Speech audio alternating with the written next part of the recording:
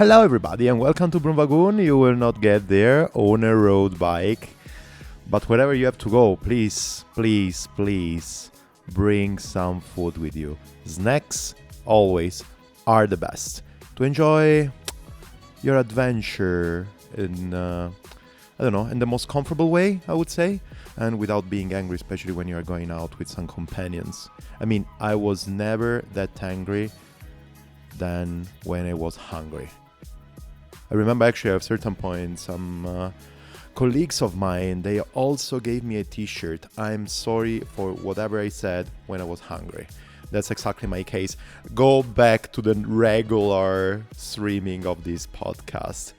Stefano here. Thanks a lot for being around and for listening to this amazing episode. I'm super excited to talk today with you about, and with actually the guests of today. We're gonna get there without a road bike.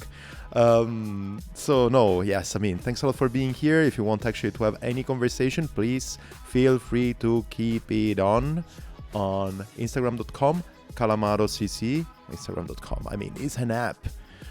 I'm super old in these kind of things. calamarocc or the BroomWagon Podcast on the Instagram. You can message me there and do whatever you think it's worth it. Even just write a comment or anywhere else. Down here, you can see as well a coffee link. So whenever you have 1 minute or 2 minutes, please drop a coin there. I was actually told that I would need to use coffee also a bit more as a blog.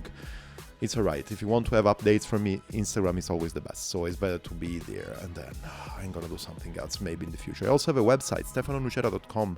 If you want to know a bit more about me, you can go there, even if it's absolutely outdated. Coffee link, just if you want to drop some coins and keep this podcast completely independent.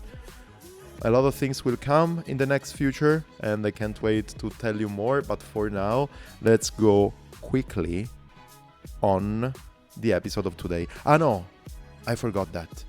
Here, if you are on Spotify, please 5 stars, ring the bell, do whatever. If you are on Apple Podcasts, do the same. Is it helpful? I think so. Anyways, it gives me a really good mood, like a good message. And if you think that somebody would be interested on the episode of today, please share this episode with your peers. What are we talking today? Emma Pooley. She's a super amazing person. I really love whatever she does. And now she just did something that, I mean, for sure is a dream of mine. She wrote a book, Oat of Joy. You will know a lot of this during this conversation. It's basically a recipe book and an autobiography. Some episode of Emma's life that, I mean, on the episode of her cycling career, and not only cycling, a bit more of a autobiography. That's what it is. I met her a few weeks ago during a cycling event at Vertical Coffee, and we talked about everything around, and then I said, but then you published just your new book. Just jump on the BroomWagon Podcast. She jumped, and that's what we talked about. Seems like it is a deja vu, but I mean, Emma, we have to be completely sincere. You're doing so many amazing projects and so many amazing things that just 2 times, because this is the second time of you being on the BroomWagon, I still feel it's not enough. Thanks, Stefano. Thank you for inviting me back. It was quite a long time ago that I think I wrote it here in my notes. Yeah. Exactly. I think I wrote it here in my notes, and this should be July 2020. It was last time. Yeah, 5 years ago, and my life has changed a lot since then. So I think, I feel like I'm not a different person, but yeah, I've still got stuff to talk about. So thank you for having me. Absolutely. It's an amazing pleasure. And actually, also, I want to say that I have been following you and all the things that you are doing. And this book actually has been, because we're going to talk about Oat of Joy, just to everybody. This is going to be the main topic. So the new book that you wrote, but it has been in my radar since a couple of years when you're talking about that, but we're going to go through that. But then actually we were at an amazing event at the Vertical Coffee Roastery 1 month ago or so, and then we had a nice chat in front of, actually in the queue for having a nice espresso before picking up another loop. And then I thought, okay, Emma, what do you think about actually having another nice conversation on the BroomWagon? And as usual, you were super kind to say yes, and that's why we're here. It's kind of you to invite me. And look, I would have reached out sooner because I have this book that I wrote, and obviously I wanted to tell lots of people about my book. But I've been so overwhelmed with the work of it on top of my normal job that it sounds really lame, but I've barely managed to do the bare minimum of book communication and marketing. And then I was like, I saw you and I was like, oh, Stefano, I would, yeah. So I would obviously love to be on this podcast because I think, yeah, even if no one buys the book, I think it's an interesting, yeah, I guess I'm a little bit proud of what I made there, and it might be interesting to people even if they don't want to buy it. So No, that's nice. That's nice. But maybe let's reverse back something like put kind of I would say the tape from the beginning. I know that actually yes, people should know you, or a lot of people know you, and a lot of people know. I mean, a lot of people know you, and a lot of people should have listened already to the podcast because it was amazing in that July 2020. But for yeah, everybody else, can you give us a little intro? Who are you? yeah. So I guess relevant to this podcast, cycling, but I used to be a professional cyclist, but long time ago now by young people's standards. So I raced from like 2007 to 2016, pretty seriously. So like national team for Britain, World Championships, Olympics. Got to the top or nearly the top of some of those, which was pretty cool. But I was never really like I was an amazing thing I got to do as a pro cyclist, but I'm not from that world. I didn't grow up in cycling, and I'm grateful I got to do it, but I knew I would not stay in that world as a professional cyclist. I didn't really want to work in the sport after finishing. And since yeah, and I'm also an engineer, so I had done my engineering degree before I started cycling. So um, I'm an ex-professional cyclist. I'm a geotechnical engineer. I work in natural hazards and contaminated land management. And what else? Now that I'm not a professional cyclist, I do lots of as much cycling as I can, like bike packing. I've done a few ultra cycling races. I'm not very many. I'm not at all good at it, but I really enjoy it. And I also run a lot. So I do ultra running races and Berglauf, which is uphill only running races. So I do quite a few sports now, a bit of skiing and bouldering too, and I'm not very good at any of them, but that's okay. I never expected to be an Olympic athlete as a kid, so the fact I got to be one once is cool. So yeah, I'm a bit of a jack of all trades, maybe. That's amazing. That's amazing. Can I ask you just one question? Because I have a really, really good friend of mine, and I have to say, shout out, hi Diego. So you were saying that actually he's actually, yeah, something like he works in geology as well. I think he's also Yeah. an engineer. Can you tell us a tiny bit more about your profession? Oh, It's a bit off yeah. topic, I know, but actually I know No, but that it's Diego, because he works as same when there are, for example, landslides or yeah, anything like that, he lives in Emilia yeah. Romagna, and they got a lot of problems in this case Oh, there, yeah, but he yeah. worked as well, I mean, in Albania a lot and everything. So he Oh, goes there cool. and he makes actually all this analysis and whatever and give Yes. reports for everybody to rebuild or to make a Yeah. safe environment. I know he's going to be Yeah. interested. So that's why I believe that Yeah. giving a tiny bit of a little present like this would be nice. Yeah. Yeah. Shout out to your friend. It's the most exciting work of all the work I do, I think. And yeah, so it's not actually specifically what I studied. So I studied geotech engineering, which is pretty broad as a like it's a lot of foundations and building lots of buildings. So whenever something is built, you have to put it on a foundation and that you have to analyze the underground conditions. So that's I work with geologists. They do the looking and then they tell us what it is, and we do the prediction of what's needed to build a building. But aligned to that, there's all the stuff about pollution, contaminated Oh, land. So yes. that goes more towards environmental engineering, but we do that as well in the company I work at, and also natural hazards. So specifically landslides, rockfall, and again, that's often geologists. But in my company, I got to do the course, and so I'm like the understudy to our main geologist guy who does most of the landslides, and in a few years' time, I should be able to do it on my own as well. And it's super exciting because obviously I love being outside on the mountainside, and you have to go and look at it, which is pretty cool. So I get to spend some days scrambling around a steep hillside in a hard hat with a like an orange jacket on, Yeah. and it's really fun, and it's really interesting, and I feel like is good for the world. Like it keeps people and infrastructure safe, so it saves the society money and so I find it really, I'm really, really happy I get to do a job that feels meaningful to me and interesting. It's so interesting. Like I did not realize how interesting rocks were until I hung out with geologists a bit more. Nice. And you've never seen anyone as passionate about their work as a geologist looking at a rock. Like it's amazing. Yeah, I and love rocks it's so exactly much. the case. My friend Diego is exactly like this. And every time that we go out in places where we never rode together the bike and everything, he's there super happy actually of telling you the differences between so rocks and interesting. stuff. They are incredible. Yeah, and I wish I'd studied geology. I studied the engineering, but not engineering geology. I studied geotech engineering. So my geology knowledge is actually, I'm now learning on the job a bit because I always work with geologists who write the geology part. But when I go cycling or running in the mountains, friends are like, "Oh yeah, so what's that rock?" And I'm like, "Oh, I don't know. I have to take a photo and ask the geologist at work." They get really excited about the rock. "Oh yeah, that's a whatever limestone." It's often limestone. Yeah. Anyway, and it's confusing to me to talk about it because I work in German, almost exclusively. Like very rarely have any work in English, and so I don't actually have the words in English Yeah. for it because I don't need them. So Yeah. yeah. I Anyway. completely feel your thinking. I mean, it's the same for You me. know what I it's have some like. exactly. I have some topics that for me are only in English or in Spanish. So some things in Italian for me don't come natural at all. Yeah, I can imagine. Yeah, being polylingual is awesome. I love it, but it's also really confusing sometimes.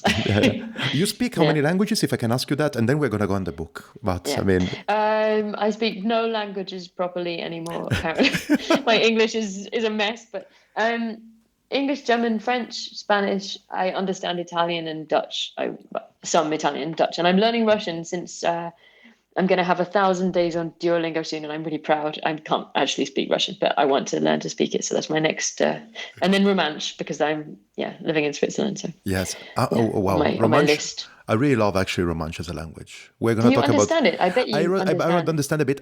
Actually, the joke that I have with my friends that live in the Grison or wherever they are, I usually say that basically, yes, Romansh is a mix between French and Italian, spoke with a German language, with a German accent. Really? That's what I feel like. To me, it seems like Latin German blend.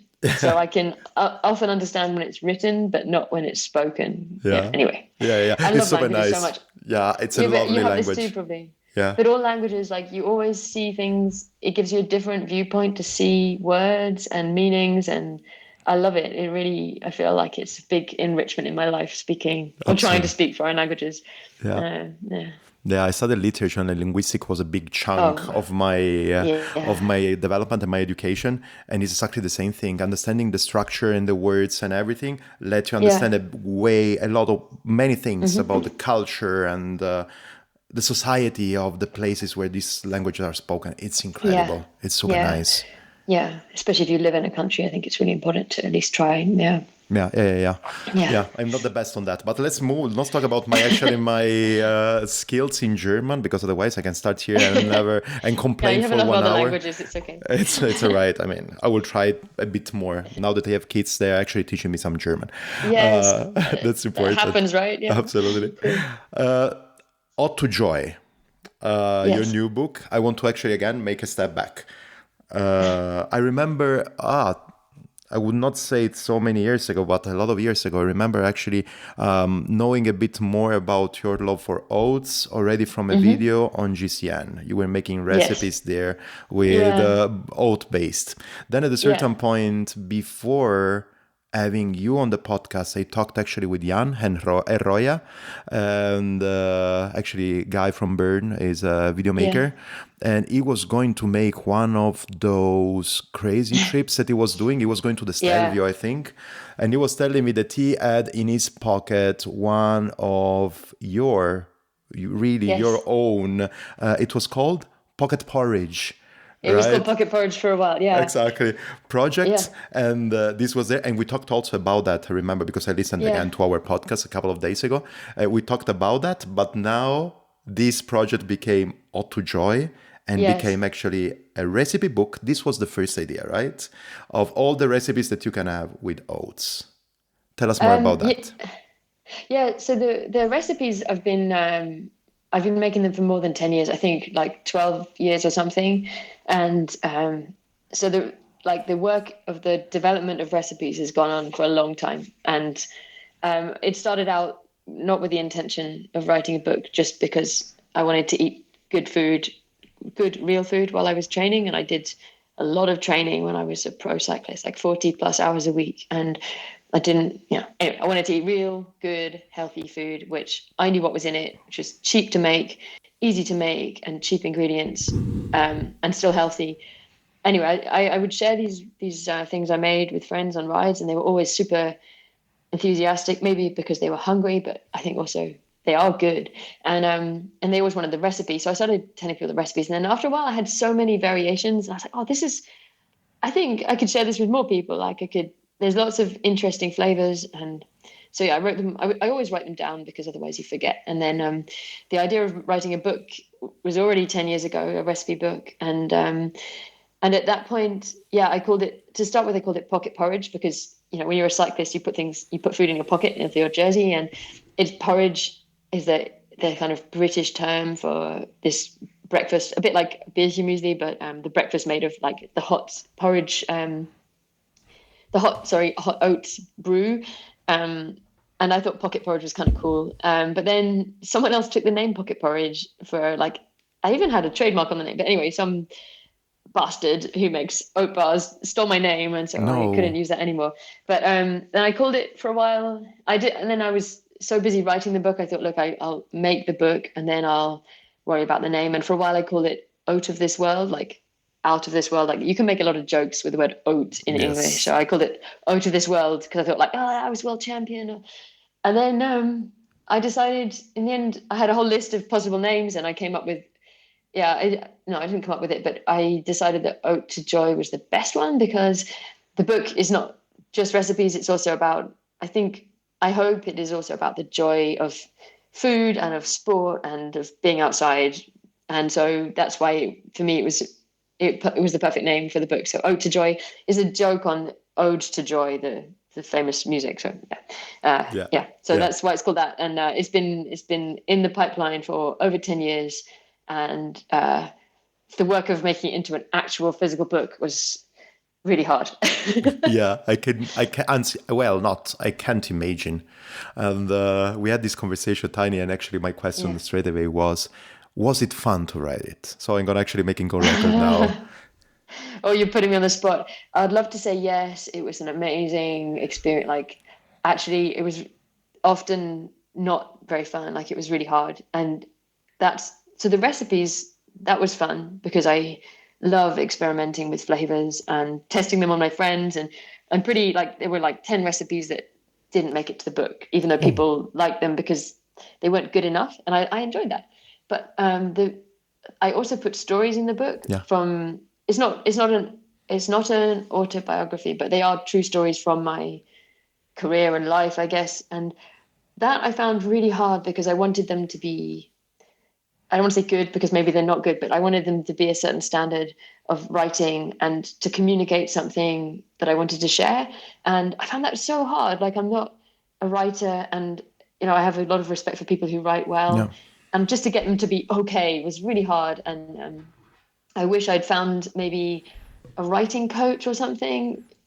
But I had a really good friend who was helping me. She's called Amy Whitehouse. She's also she's a triathlete, cyclist, runner, and she is a sports psychologist. And she sort of supervised my writing process and helped me a lot. And that was amazing. Like the support was great. But yeah, I did find it hard, but sometimes joyful. So now I think the fun is now because people are reading the book, and it makes me so happy when I hear that people either like the recipes or they feel touched by the stories. So it's super embarrassing when you write about your life and then people read about you, but especially if they sort of think it's really stupid. But a lot of people said, oh, no, it really resonates with them. And which was what I hoped, like that it would touch maybe some people and help them with things that I struggled with. And yeah, so now the fun bit is because it's made, and even though I've already found mistakes, and that's really stressful, and No. things I could I should have done better. You also, I think, because you also make a physical product with the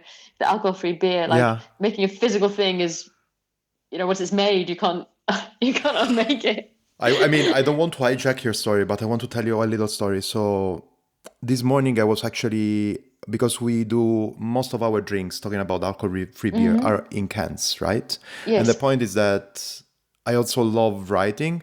So I Yes. usually have something like a little description on the beer, especially Yeah. for the big cans, something like a little Yeah. description, something like, in order to, Yeah. nobody's going to read it, but it's something like a little thing, a little story, a Some little. people do. Yeah. Exactly. Yeah. Something that people would read and Yeah. would say, okay, that's what means actually drinking or creating this beer.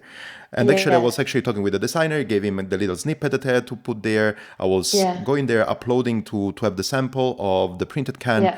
And then as soon as I pushed the go button, I found a mistake. And Oh then no. once it's there, I think I can trigger it and adjust it. But once it's there, otherwise it's going to be outside and people would read, okay, that's a typo. Oh, No. it's so painful. But on the But other it's side, yeah. But you can most still people make are another one. sympathetic. Yeah. Yeah, as Yeah. So sympathetic, they exactly. understand and whatever it is, even Yeah. if no. But I Yeah. mean, I completely understand what you say there. But talking about how difficult it was, and then we're gonna go actually on the different path of the book itself. Something that actually I read in the book, I think it was, I don't remember where, probably the end. And actually, that's the question that it really puzzled on my head at a certain point, and I thought, why, in a world where everybody is trying to find, how would you call it, the escape room, something that is going to make you rich in 1 second or whatever, and everybody is Yeah. looking for a company to scale up their idea, why Yeah. did you go for a recipe book instead of going for a company who makes the Snacks. best product, the best snacks to have on the bike? Because that's actually what the book Yeah. is. It's everything that actually Yeah. is good, is portable, before, after, during sport. This would be actually the perfect pitch from a Yeah. world champion for a company, isn't it? But you decided to go in a Yeah. different path. Yeah, no, I really didn't want to do that. And I did consider it. And I love, like a lot of people had this like, oh, I could open a little cafe and I could sell my recipes to one of the sports food companies. And then I thought about it more and I thought, hey, no, like I'm not, I have no experience in producing fresh food. Like, I mean, even if you produce long life stuff like beer or things in packets, like oh man, I can't imagine how complicated it is to get the certification. And I don't want to buy a factory. I have a normal job. And then I also thought to make the things the recipes that I invented, they're all, they need to be eaten fresh. Otherwise they're not good. Like they're not designed to last on a shelf for like even 3 days in the fridge maximum. And that can be a little bit, tricky if you want to go on a long expedition or whatever, but then these are not mostly the recipes for that. They're for day-to-day use, and they're also great for breakfast or for kids.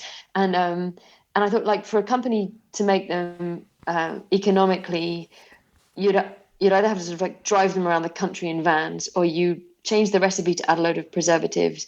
And I don't want to do that. Like, part of the reason I wanted to eat these things is that they were made fresh. They had no crap and preservatives in them. They don't have much sugar or fat in them. Some of them have more sugar because I have a chapter that's full of the sweeter recipes for when you need more energy. But basically, to make them commercially scale upable, let's say, would require the recipe to change. And I think it would be a less good thing to eat. And also for the people who eat them, like by the time you buy a product, you pay a lot more per muffin, and it also comes with packaging, which is bad for the environment and all this. And I just think, like, I know that not everybody has time or capacity to bake their own training food, but for those who do, I think these are a much better solution than buying bars. I mean, there's always if you're running a 10K or a marathon, then you can't eat a muffin. You need to eat a gel. But for all the long stuff, which is what I love doing, like days in the mountains or long days or like a day out with your nieces or your kids or something, like it's real food that you can take with you. It's healthy and it's delicious, and you can't scale it up very easily, not without adding preservatives. And I didn't want that. And so I decided actively against it.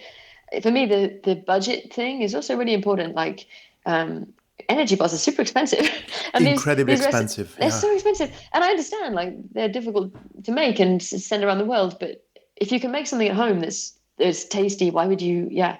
And they're also very easy recipes. So like I am not a chef. Yeah. I like cooking, obviously, but I'm not a fancy chef. And I was often hungry and tired and impatient, and they're really quick and really easy. Like you just basically stir and slam it in the oven and go. They're so tasty. Think about something they're else not for a few fancy. minutes. Yeah. I shouldn't say they're super easy. Like you basically, yeah, you probably don't need the book to make them. But anyway, I shouldn't say that because I want people to buy the book. Yes. Yeah. Yeah. No, but it's super nice. Let me go a tiny bit more. We're talking about recipes. We need to talk about food quickly. So you were saying actually that all the recipes that we can find in this book, they're actually made to be taken outside. So to be eaten on the go. Yeah. Exactly. Yeah. But not just cycling, like also, like picnics with kids. Like I now take them to work for breakfast because I don't normally have time to eat breakfast before I cycle to work. So I'll like maybe train in the morning and then like running, and then I'll ride to work, and then I can eat these things at my desk because they're super healthy. It's like a bowl of muesli, but in your hand. It's really... That's nice. So how do you transport them? In the backpack, and it's gonna be all right, or in a Tupperware? Yeah. I just wrap it in. I have these like beeswax wrappers, so that I don't really want to use. Like I said, I don't want to waste plastic and stuff. So, or in a Tupperware. They're very transportable. Yeah, they're designed to be eaten on the go.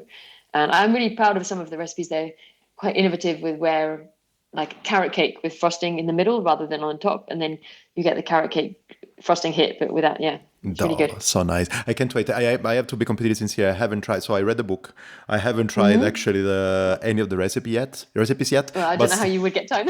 Yeah, but you have so much to do. Yeah. But also on the other side, at the end of the day, I got actually a preview of your book before this conversation. Yeah. But at the end of the day, there's nothing better in my opinion to have something solidly and actually physically in your hands. So I waited for it. It arrived just Tuesday. Yeah, yesterday. You. Thanks for ordering it, by the way. Yeah, it is a beautiful book. I think it's beautiful. Sorry, you didn't ask the question, but I would like to, seeing as I have a moment on a podcast, to say a huge thank you to firstly, the photographer who did the food photography, Jamie Watson. He's Watson Creation, amazing job. And like, I was very demanding, like I wanted the pictures a certain way, and he did like they are such beautiful pictures. And then Ella Knight, who did the layout of the whole book, she's in the UK, and she did like it's so perfectly. It's exactly he. And I was again very demanding, and she put up with my requests to redo things. And a cover designer, Eric Sjöreman, who's Hey Hey Da Haas in the Netherlands, and I love the cover too. And I think it all combines to make a really beautiful book. And I don't feel like it was just my work. Like it was a lot of other people who put amazing skills into it. And actually also the illustration, the little tiny, you cannot see it, people. I'm talking with Emma and I'm showing her. Also the tiny little illustrations and here. Yes, that was Eric. And I was in a bit of a panic, like I didn't know how the cover should look, and I had an idea how it should feel, but I didn't. And I talked to Eric, and he's an amazing designer. He's also a cyclist, and he is an amazing designer. And he listened to me, and he's like, okay, I'll give you 3 options, but I'm not going to do what you told me. I'm going to do what I think you want, which was like really annoying, but he was right. But all these 3 suggestions were great. Brilliant designer. And the cover, I love it so much. Like the little figure, it turns out that's me. And it's so perfect because the cover, I'll describe it maybe we can have a picture somewhere in the show notes. I'm going to put it in the show notes, and most probably it's going to be, we decide, but it's going to be probably in the cover notes. So yeah, but there's a big cookie with oats. It was full of oats, and I made him put the oats in because it has to have visible oats, right? But that was a massive pain in the ass for him. And then the little person who can't quite reach the cookie, that's me apparently, because I'm really short, and this person is clearly desperate for cookie, and that's quite like me. So yeah, it's perfect, really. That's super nice. No, it's absolutely super beautiful. And then let's go into that. That's another thing that one of my dreams, I have to be completely sincere, Emma, is, book maybe not really, even if I have a couple of books started and never finished, but I would love to have a magazine, to be the curator of a magazine. This is my dream. Nothing about cycling, honestly. And I have a super good friend of mine, Julia. We share the same passion, and now she has an amazing podcast, and it's about graveyards. as an Oh, artistic place, and actually all the stories that can be wow. found there. Now she did a podcast. We Yeah. started together in podcasting thousands of years Mm-hmm. ago in Berlin. Mm-hmm. Now she has this podcast. It's called Camposanto, talking about that also in English. Mm-hmm. And I have my cycling podcast. But our idea back in the days was not to start a podcast, but to start a magazine with stories from graveyards all over the Yes. world. And I'm obsessed by that. So that's why I wanted to Yeah. ask you as well. Can you talk us through as well also how the books, no, why the books looks like this? So something like the rigid cover, and then Yeah. actually this amazing paper that is here, and yeah, the bookmark string that is there. Yeah. Can you tell us a bit more? How did you envision that, and why is in this way? Well, I think hardback is just like for a recipe book as well. Like it's got to have a certain weight to it, and I think it's got to be a beautiful object on its own. So because it's a storybook and a recipe book, I wanted it to be an object that people would value. So not something you can flick through and then chuck away. Something that also like a coffee table book, I guess, and that for me meant hardback, so the rigid covers and a certain weight of paper, so that you can really feel the pages. And the ribbon marker is actually more so you can mark the recipe you want to do that day. And yeah, and I just think to make a really beautiful object, it requires a certain amount of investment, and they did cost. I mean, they cost quite a lot to make, but all books do, but especially hardback and Yeah, full color and everything. So yeah. yeah, and then the color itself, like, so I wear almost exclusively blue clothes. I'm so boring, but so for me it was important that the cover sort of had if it sounds weird, but like an outdoorsy vibe to it. So blue, like so it's blue and yellow, like the colors of the Oh, sky, yeah, I really. just want to tell you that, I mean, yellow is my favorite color. I love it. Yeah. Yeah, I love it. It's beautiful. It's a really beautiful color, and yeah, I love it. I love looking at it, which is good because yeah, obviously I've got quite a few of them to look at. Yeah. Yeah. No, it's. I mean, it's it's really nice, and actually, I can understand. We were discussing. Actually, we're talking about that on. Probably was not the easiest thing, but actually, really, it's not only writing a book, and for Yeah. you was not actually.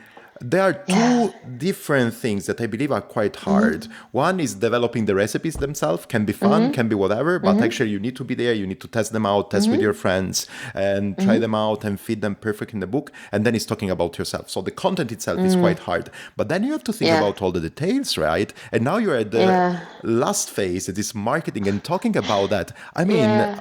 oof. Yeah. It's like a whole series of jobs that I'm not good at. I have to learn each one new, like writing, and I've had some really great people advise. Like I've got a good friend who's she works in communication and marketing, and she's been really helpful. Shout out to Lisbeth. She's great at her job, but essentially, if you don't have a big budget, you have to do most things yourself, Yeah. and that's I could have spent longer looking for a publisher, and maybe someone would have thought the idea was good, but essentially it doesn't fit into the schema of like standard books they want to produce. Um, and actually, I think maybe some publishers that I spoke to might regret it now because it's doing really well. But Yeah. equally, they don't have much time, and a publisher maybe they wouldn't have let me do it so perfectly because you'd be under time pressure and budget pressure, and this way, I'm really proud of what I made. Really proud of it. I think it's a good book, and I like it, and yeah, but the marketing is turning out to be really stressful because I don't Okay. like to go like blah blah blah. Look at me, it's great, and then digital marketing and paying for all the. And I spoke to someone who's an expert, and they suggested paying influencers, and I was like, no, I'm not paying influencers in cycling. Yeah, I'm not doing that. So it's tricky to get because it's an industry with a lot of turnover to get your book to get noticed, but like I'm also happy if I sell fewer books, but people appreciate it. Like I wanted to share. I didn't expect to make money off it, which I won't, so it's good. But it'd be nice to not make a loss, and for people to appreciate the recipes and the stories. So that's it's better to have not too many expectations, I think, with these projects. Yeah, no, that's great. I mean, I am completely aware, Emma, that probably I'm putting you not in the easy situation because we are going completely off topics on what actually I wrote as the plan of today. It's all good. It's all good. I can think on my But feet.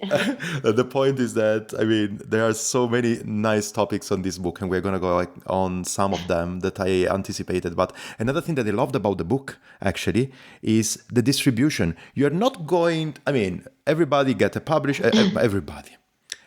Some super talented people write a book and then they have a publisher, and then the publisher say, yeah, we are going to sell it through our channels, Yeah. our shops, plus Yeah. we are going to go on Amazon because that's what you do. You're going to have this and you have that. You went on a different way. Also, the distribution is just made Yeah. through the people that have been your friends. Can I Yeah. say that? And that's Yes, no, incredible. friends, yeah, and former sponsors, so well, friends and brands that I've worked with before. So, Yeah. because I don't have the traditional publishing channel. I still don't have anywhere to sell it in the US or Australia. So if anyone listening knows a bike shop that wants to take delivery of a few books and send them on to people, I have a whole mailing list of people who really want to buy the book in Australia and America Nice. and Canada, and I don't yet have a way of getting it to them at a cost efficient price. Anyway, no, in Europe and in Switzerland and the UK, I went through small companies and friends that I know. And so in the EU, it's Iris, a former teammate of mine who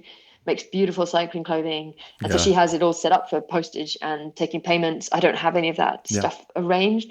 And in Switzerland, two friends, Simi and Denise, who vertical coffee roasters, they do the best coffee, but also the best events with rides, and any 100%. event with their coffee truck is a total win, basically, because you get the best coffee. And they agreed to sell it through their website, and then in the UK through Altkit, which is an outdoors equipment and clothing website, shop, and they have real shops, but also a website. And they've been so helpful and supportive. And so shout out to Altkit. Thank you. In the UK, it's actually I've just signed a distribution deal. So not a publisher because it's already published, but a distribution deal. And so it will actually be in regular bookshops, if you like, not on Amazon. Okay. I don't see. I know a lot of people find Amazon convenient, but I'm going to resist it as long as possible. Maybe at some point, but I don't. I think the first print run is going to sell out without going to Amazon, so I don't see why I should give them any extra profits. And I think I'd rather. So the distributor will get it into bookshops and map shops and bike shops. So I hope that if anyone wants to buy it in person, not online, and have a look at it first, then that will be available. So if you're in the UK and you're interested in buying it, then go and ask in Waterstones or your local bike shop, and they can order it for you through Cordy. So be nice. Be nice if the bookshops could see that it was in demand as well. So. That's absolutely nice. Getting back then on the book, I'm going to be sharp on this question.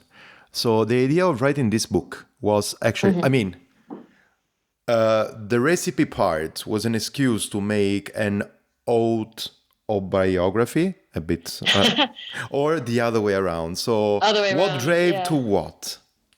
The recipe book was the thing I really wanted to do. Okay. So I think the recipe's genuinely good. And then I started writing the stories because I thought, well, I should probably put some sort of anecdotes from racing in the book. Otherwise, people won't buy it, but they might want to buy it if I told them about the Giro and the pizza we had at the Giro. But then the stories they're not, I mean, some of them I think are quite funny, but they're not just, some of them are quite deep. And I found it very hard to just write superficial stuff. So the stories became quite meaningful to me, and each story, it's not an autobiography, but it is like stories from my career and my life. And there are big gaps in there. Like, I don't want to tell my whole life to the world, but there are also, every chapter has a theme. And maybe it's not clear what the theme is. I don't know, but they've all got a point to them, and a lot of them are about cycling. So I've got a chapter about the Giro, and it does include pizza, and the Giro and Marianne Vos, and I've got a chapter about winning the World Championships. But they're not really, I think they're maybe not the themes you would expect from a chapter about winning the World Championship. So it's not really about winning, it's about bicycle fit for small people, actually. And I get that question a lot. So anyone who wants to ask a question about bike fit, they can look up that chapter in the book. So I because I'd started, and then it got somehow the writing got more serious. I think that's why it took so long, because I realized I wanted to communicate more than just silly anecdotes. And but really it's weird because now it's two things. It's a book about food and it's a book about cycling and life, I guess. Yeah. I mean, I don't want to spoil any of the stories on everything, but actually I wanted to touch base on a couple of those, if it's all right for you. The first one actually touches me quite a lot, and it's actually just the first. There are a couple of those. I will start with the second one, but we don't need to talk about that. And it's actually about yourself improving in the descents, because I cannot go downhill. I have a huge problem, and that's actually it's a big thing, and there's a chapter there. And remember that we talked also in the other podcasts, in the other episode last time, and that's super interesting. So that how much is not something everybody says. Going downhill, it's a skill that you get as an instinct. Is not that this you can train it. No, it's a trainable skill, and it's something that I hear from a lot of people. I've actually published that chapter in a shortened version in an article in Escape Collective, and it got an amazing resonance and feedback. So I was really scared downhill. I know a lot of other people are, and it feels very lonely, that fear, because I felt like a real idiot. Like I was racing at a professional level, not as a professional, but I was racing at a very high level, but I was losing every race downhill. So I felt kind of stupid and alone, and like I was the only person in the world who couldn't. It should be so easy, right? Running uphill is hard and running downhill is easy. And you're not alone. Anyone who's got that fear, it's a totally logical fear. And so my chapter is about my battle with it, my learning, and I hope it gives a bit of comfort and a bit of comfort to people who have that fear, and also the inspiration to go out and try and learn it. Even if you don't race, not because I think everyone should get faster downhill, because if you don't race, who cares how long you take downhill, but because it's really, really fun. And this is from someone who hated it. Like I cried downhill. I hated it with a vengeance, and I would have much rather caught a bus down every descent. And it's worth putting. I learnt to descend so I could do better in races, and it was good. I did win races after that. And but the long-term benefit for me is that I still cycle in my free time, and I love it. And I freaking love descending. It's like flying. It's the closest I will ever get to flying. It's amazing, the feeling on a good descent. Okay, I still don't like descending in the rain. It scares me, but I just go slower. And it's not a difficult skill to learn. It's like compared to mountain biking or like bringing up a child, it's easy. Okay. So I think you can do it. Okay. Yeah, I was actually exactly thinking about that. Yesterday I was coming down from the climb that we both know, the Albis Pass. Easy. Yes, really. I think I saw you. Ah, really? I was riding home. I might have seen you. There were a lot of cyclists coming down yesterday. It could be. I was riding up at like 8 p.m. or something. Yeah, it could be. Actually, it was from the Tourland side, or what side did you go? No, I was riding up from Zurich on my way home from work, and you would have been coming down to Zurich, I guess. Yes, exactly. That's what I was doing. I bet you came past. Yeah. Yeah, I did. I was thinking about that. I have flat pedals and trainers and saddlebags, so no one recognizes me on my commuter bike. But. Okay, that's nice. No, but I was thinking exactly about that. I mean, it's not super. I mean, I think that the Albis Pass from that side is probably 5 minutes downhill. Is not really the longest of the longest, but still, I mean, there are a couple of corners and stuff. And I was actually thinking about the thing that you wrote there. That's, I mean, can be really intimidating on one side, but on the other side, it's just a matter of. It's a training, and actually also training your brain on saying that it's something that you can do. Yeah. And the main point of my chapter, I don't try and explain in the chapter how to do it, because it's not. So, I mean, I think there are probably some crap coaches too, but there were some really good coaches out there. There's good information on the internet, and probably too many videos, if anything, about it. But the point was to help people realize that they're not alone if they have that fear. It's not a stupid fear. It's a very sensible fear. It's like being scared of heights or spiders. Like, it totally makes sense. Like, those things can be dangerous, and descending on a bicycle can be really dangerous. And also to encourage people to look for help to learn it, and then it makes a massive difference to your enjoyment of cycling. Yeah, absolutely, absolutely. Yeah. But actually, another thing that I wanted to, I mean, another thing that actually was super close to me, it was actually, and we discussed about that also quickly offline at the beginning of our Yeah. conversation, is actually how you started with sports. So you were telling me that actually you started running thanks to your father. For me, it's on a different Yeah. direction. I come out actually from a family that where nobody really make any Hmm. I don't know. I mean, it's different generations and stuff actually Yeah. Yeah. between me and my parents. But also on the other side, I never grew with my dad doing any sport or my mom doing any sport. So for me, it was Yeah. really, I have to bring myself into cycling myself. That's why I did Yes. it quite late. Yeah. For you also, cycling came late in life, maybe if we can put it in Yeah. this way, in your 20s. But Yeah. actually, you started anyways running before. How was actually this kind of family collaboration, I think, that we can Yeah. mention in order to get into sports? Yeah. It's funny because I have a different uh, memory of this than my dad, for example. So both my parents are sporty in different ways. They both love walking, and my Hmm. mum loves skiing. But my dad, in my head, my dad is an athlete. Like, he's a runner. He ran when I was a kid, and because I wanted to be like my dad, I was like, well, I want to run too. So I went running with him in the mornings, and like at quite a young age, like 11 or 12, I was super excited to go running. Nice. Um, and to me, he was always like this athlete, and I wanted to keep up with him. And now he says, oh, he never really liked running. He's not much of a runner, and he stopped running 30 years ago because his knees were hurting. And but he's very fit. Like, he loves walking, and he's athletic. But he denies ever being a runner, which is strange because to me he's an athlete. So anyway, it's funny. Yeah. But it doesn't matter really what the truth of it is, because the point is he inspired me to take up running, Hmm. and it's been running has been my greatest love always. And I only took up cycling when I got injured running as like a thing to do in between while I waited for a fracture to heal. And so I also started cycling in my 20s. So I was kind of lucky to get that as far in racing as I did, given how late I started. But yeah, my dad definitely inspired me, and he's super fit. He's 72, and he's still super fit, and both my parents are. And last weekend we did this event at Vertical Coffee, so the Vertical Coffee roastery that we've both mentioned. That Yeah. they do these amazing events, very small scale, but with just the best vibe, like amazing people, great coffee, obviously, and great food. And my dad's visiting, so I said, oh yeah, no, those are good dates, but I've got this event on this Sunday, and but you can do it with me. And he sort of agreed without knowing what it was. Oh, And nice. then we did this thing together, and I'm not sure how confident he was at the start, because so basically I borrowed a bike from Simi and Denise for him to ride, and the event was a super cool new format called Back by Four, where Hmm. you have one bike, two people. You can swap as often or not as you like, and you can start as late as you like, but you have to be back by 4 p.m. And the winning team is the latest team to start, who gets back in time.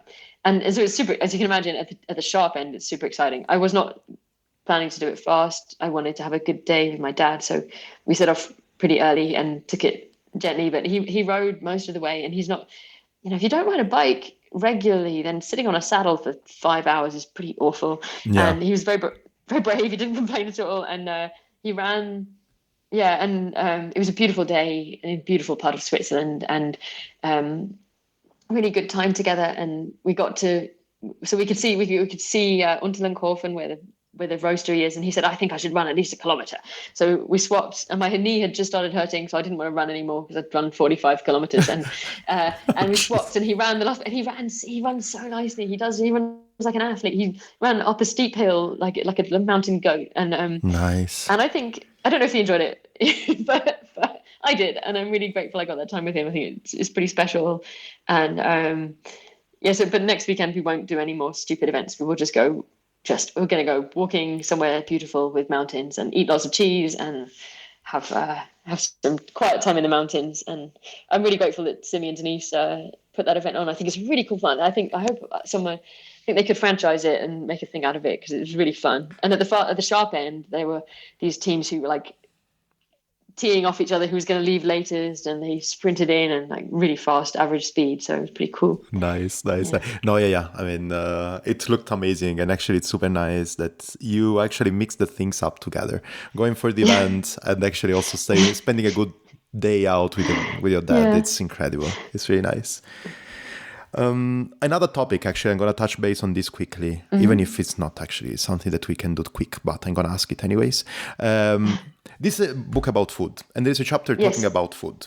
And there are, I mean, of course, everything talks about food, but let's talk about that. All the way through. Exactly. Yeah. But actually, is the conception of food in training, in pro cycling. This thing changed quite a lot. I mean, for sure, we can talk about, because I need to mention that, we can talk about actually the pro cyclists and everything that actually before it was who eats the less is the faster, and now it seems like it's the other way around, because now everything is based on nutrition and stuff. But also there is also the aspect that actually you explored a bit later in your life, that is the ultra endurance, that I don't know, probably you, I don't know whom, actually defined like an eating competition with cycling in the middle.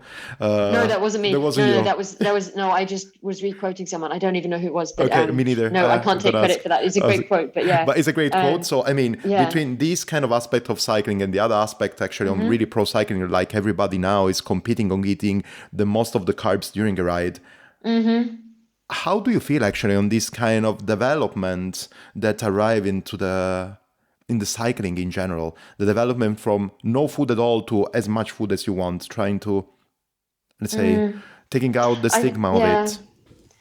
Well, I don't think, so in pro cycling, there's been a lot of improvement since my time racing. And that chapter is really about the problems in professional cycling, or let's say high level elite and professional cycling, with eating disorders and really unscientific approach to nutrition. And I witnessed it a lot of these directors who would say, oh, you can't, eating is cheating, and you're not allowed dessert if you didn't win, and all this dumbass shit. Like, sorry for my bad English, but it's really, really fucking dumb. Like, and also very patronizing. Like, when I was a professional cyclist, it's my job to turn up at the start line at the right weight to win a race. And weight is important. But the point of that chapter really is to kind of fight a little bit against the whole skinny is good thing in cycling, which is really pervasive. And even if nutrition has improved in pro cycling and people try to eat more carbs in races, they're still extremely lean. Like, they're so thin, and it's probably not healthy the weight they're at. And but that's their decision. They're professional athletes, and it's performance. It's good for performance up to a certain degree, but for most of us, it's not a good aim. Like, it's not a good. Like, they can be inspiring, they are inspiring, and I admire what they do, and it takes a huge amount of discipline to be so lean. I know, because I tried it, but I don't think we like regular people who ride bikes for fun should be looking at that thinking, that's what I want to look like. It's really dumb. Like, it's not healthy, it's not a fun way to live, you're constantly hungry and grouchy, and it's also not good. It's not for performance at the amateur level, it's not helpful, because you gain more performance benefits by focusing on eating plenty and training hard. So you improve on the power side, not the weight side. And look, I do understand that there's people who take up cycling to try to lose weight, because it's a great sport for that. And if people are seriously overweight, and it's a great sport to help, but I don't think it should be the goal of cycling in general to lose weight. And people often say, you train really hard so you can eat pizza, or you train really hard so you can eat ice cream, or you train really hard to lose weight. And I say, no, like, I'm happy with my weight. My weight is healthy. I'll eat the pizza anyway, because I think it's a very unhealthy attitude to be like, oh, I can only eat X, Y, Z if I do a ride. There's a lot of eating issues in cycling, and I would like it if regular people who ride bikes for fun realized how fucked up it is to look at pros and think, oh, I should do the same as them, and be skinny. And so that's what the chapter's about. And pro cycling has definitely improved, but there'll still, unfortunately, at the lower levels, there will always be people who work in cycling but are not very well educated on nutrition. Yeah. And it's not difficult science, but they work this old-fashioned approach of like, oh yeah, eating is cheating, and train all winter with just water and no food. And stop the search from when you start from October on or whatever like this. No, it's crazy. And then ultra cycling is different, but ultra cycling is also, it's not very healthy, because you ride for it's not 24 hours, and then you find a service station, you eat everything you can find. Also not healthy, but I always think it's funny, because that's what taught me. I would rather eat vegetables and fruit and healthy food, But ultracycling taught me to be a lot less fussy. Like, okay, you get to a service station and there's just one sandwich left. You're going to buy that sandwich. You're going to eat it, even if you don't like it, or it's got mayonnaise in. I hate mayonnaise, right? I freaking hate it. But when you're that hungry, it's good to learn to be more flexible. And so I think ultracycling is fun for that. But yeah, also it's also an extreme, right? And Absolutely. yeah, I'm in favor of trying to be a little more balanced, maybe. Yeah. I mean, we could go through a lot of actually the chapter of your book, actually explaining a lot of things, but I will let actually people explore with whatever is there by reading the book. So there's a lot Thanks. of the chapters actually on the World Championship and the Giro Yeah. and about a lot of things over there. So go and do it. But I want to close actually this interview with the last question, and then everything could be actually moved over, and actually people can really go and buy the book because it's super interesting and super amazing. But my last questions are kind of on the personal side. So just tell me sharply, what's your favorite breakfast and what's your favorite food while riding or training, let's say during a training session? Yeah. Okay, I'm going to have to say some things from the book. And it's actually true. So I do really like porridge for breakfast, but I don't often have the time or make the time to make it. And so I think my favorite breakfast would be I have a recipe for biertje muesli muffins. So it sounds really fancy, but they're so easy to make. And it's like biertje muesli, like the overnight oats, with loads of berries and apple and a bit of lemon in there. And they're kind of sharp and tangy, and they've got berries in, and they have no sugar. Like there's no added sugar. There's obviously oats, and so there's carbohydrate, but they taste to me really sweet because of the fruit. And that's my favorite breakfast because I can also eat it, at work. You can take it to have it with coffee, and it's kind of easy because you can make a batch of 12 of them and then you have breakfast for 4 days. Okay. You can eat quite a few of them. So, and then my favorite, actually during training, I actually prefer salty food, I've realized. So, especially in the summer, because it helps me drink more water and I get fed up of the sweetness. And I think probably one of the simplest recipes in the book, which is there's a plain oat loaf, which is dead easy, but I think the one I like even more is this one with lots of seeds in, because it's got more protein and it's also more like filling, and it's called like super seeded loaf, and it's got chia seeds and sunflower seeds and pumpkin seeds and linseed seeds as well as oats, obviously. And that one I think is my favorite training food because it's really satisfying. It's a bit salty, so not like super salty, but a little bit, and it's quite refreshing on a hot day. So that's my favorite for training. That's amazing. The last thing, where we can find, so we said already where we can find the book, where we can buy it or whatever, but on social media, it's also Oat of Joy, right? On Instagram. Oat of Joy, or I obviously have it on my LinkedIn and Instagram, and I don't have Facebook anymore, but yeah, all the social media is Oat of Joy or Emma Pooley. And in the UK, you can find it in Alpkit stores, but also in your local bookshop if you want to support your local bookshop or your local bike shop, and also chain bookstores from next week when the distribution will kick off. So yeah, it'd be great if people wanted to go and have a look at it. Nice. And if you want to get in touch on social media about especially people in the UK, because I don't live there anymore. Not like half my life I've lived outside the UK, but if people, I've had quite a lot of questions from people who wanted to get it signed, which I'm kind of flattered at, and it's a bit tricky because I don't live there. So, but I will have some. I'm going to have some book speaking events in July, in the middle of July, in London, Bristol, Hebden Bridge, and York, hopefully. And so if people wanted to get the book signed or come and listen to me talk about the book even more, then it should be quite fun evenings of entertainment, and I'll be there with the book to if people wanted it signed. So yeah. Yeah, actually, that's something that I wanted to ask you. You are going to have anyways an event here in Zurich. It's going to be the 24th, right? The 24th of May, yes, if people in Switzerland.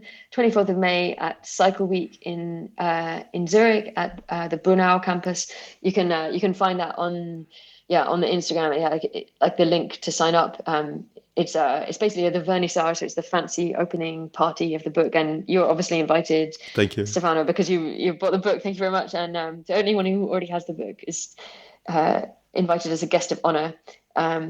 partly because as a like a side thing again, but like as a small independent person writing and publishing a book, it's really hard to know how many to print. And so everyone who pre-ordered, it was a massive help to me. And so I'm grateful that they did that. And so they are invited to the party. I'll try and make it a fancy party. I don't know. Yeah, that's amazing. I'm gonna be there with my book, so Great. you're gonna Yeah, you have can bring another your book kids to too. sign. Like it's really fun. The cycle week is like a great place for kids too. So if it's Yes. boring, then you could just go and look at bikes because there's lots of bikes there. Yeah, I know. Or just go and say hi to the people that are coming back from the Zuri escape, for example. Yeah, Jury Escape, which I did last year, and then of course Simi and Denise will be there with amazing coffee from Vertical Coffee Roasters. So yeah, it's a great event, and I'm confident that even if people find the book boring, they're going to find the event fun. So I don't know. I don't think so, but yeah, we will see. Emma, thanks a lot for your time. It was really, really Thank you. great. And thanks a lot actually also for the book. It's really interesting, really amazing. I Well- devoured it. It's really good. I think I'm going to do the same actually also with the recipes, but that's another story. I didn't have time to cook yet. Thanks, Stefano. I appreciate it. Thanks for your time. Great to chat. Thanks, Emma, for being amazingly riding this conversation. Always super, super, super awesome, amazing, beautiful, listening to your stories and talking with you. Super inspiring.